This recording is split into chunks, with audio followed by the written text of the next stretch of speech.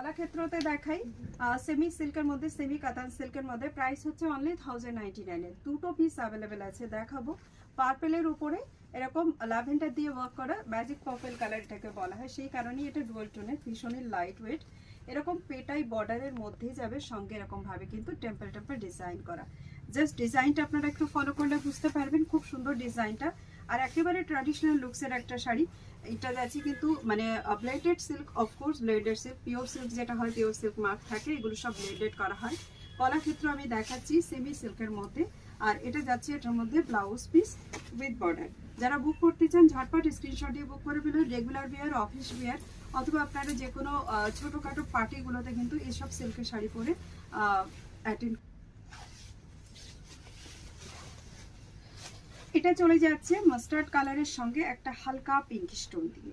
শাড়িটা কেমন লাগছে গো দেখতে ভিডিওতে? ভালো লাগছে ওই কালার।